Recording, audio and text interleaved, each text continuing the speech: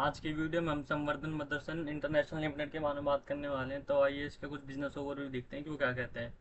इसके लिए हम सबसे पहले आ जाएंगे स्क्रीनर पे। स्क्रीनर पे आने के बाद हम अपना स्टॉक सर्च कर लेंगे, संवर्धन मदरसन इंटरनेशनल लिमिटेड।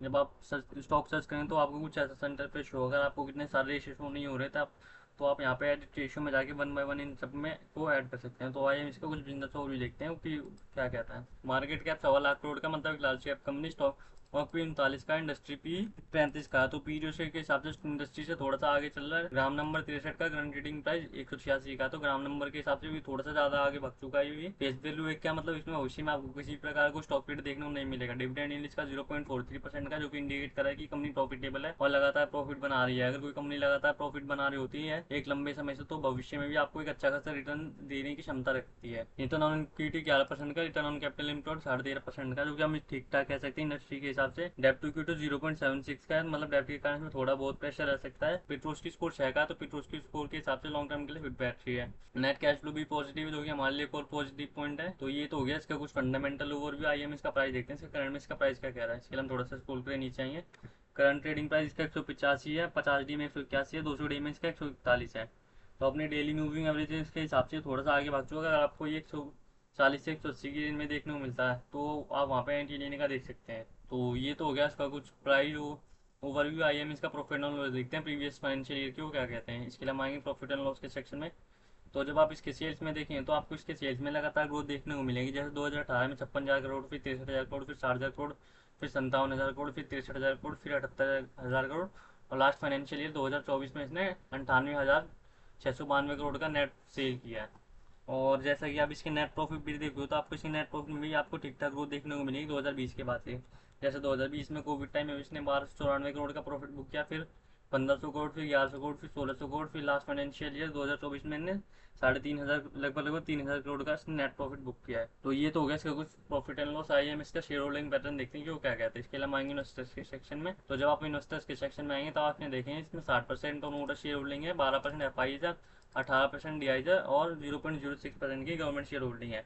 और मात्र 8 साढ़े 8% की इसमें पब्लिक शेयर होल्डिंग है। तो जब आप नेट इंस्टीट्यूशन शेयर होल्डिंग देखें तो आप इसमें 30% के आसपास आ रही होगी। और जैसा कि हमने अपने वीडियो में पहली बात की है, तो अगर आपको किसी भी स्टॉक में 40-50% ज़्यादा प्रमोटर शेयर होल्डिंग देखने को मिलती है और उस शेयर होल्डिंग की प्लेजिंग नहीं हो रखी है और आपको 15-20% ज़्यादा इंस्टीट्यूशन शेयर होल्डिंग देखने को मिलती है, तो आप उस स्टॉक में बिना किसी सोच विचार के निवेश कर सकते हैं। हालांकि कोई एकमात्र डिसाइडिंग फैक्टर नहीं है, और भी कई सारे फैक्टर होते हैं जो कि किसी भी स्टॉक के प्राइस एक्शन पे प्रभाव डालते हैं। तो ये तो हो गया इसका कुछ फंडामेंटल ओवरव्यू। आइए हम इसका वो देखते हैं चार्ट। इसका चार्ट क्या कहते हैं। इसके लिए हम आएंगे चार्ट पे।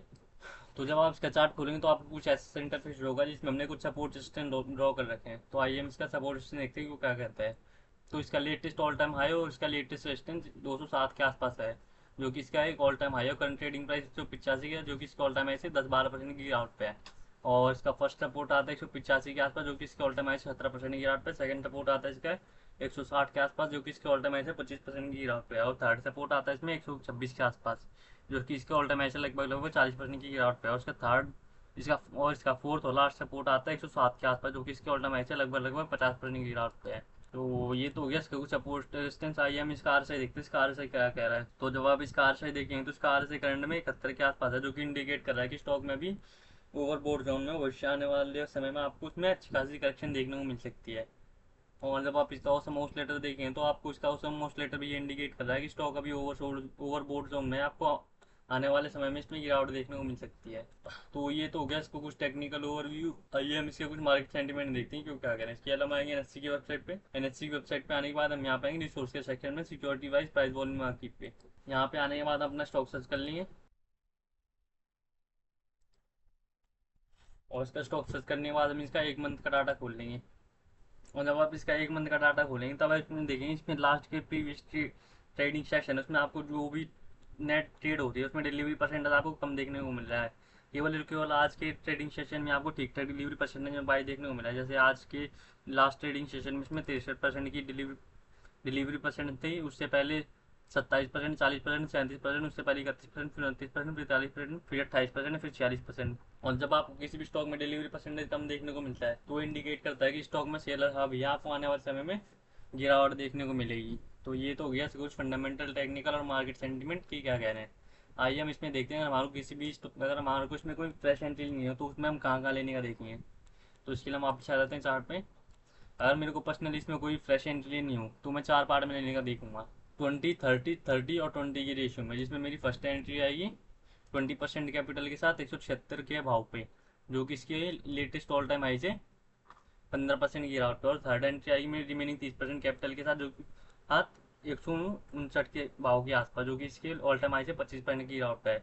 और थर्ड एंट्री आएगी मेरी रिमेनिंग 30% कैपिटल के साथ 126 के भाव के आसपास, जो कि इसके ऑल टाइम हाई से लगभग लगभग 40% की गिरावट पे था। और मेरी फोर्थ और लास्ट एंट्री आई रिमेनिंग 20% कैपिटल के साथ 107 के आसपास, अगर ये हमारे को देखने को मिलता है।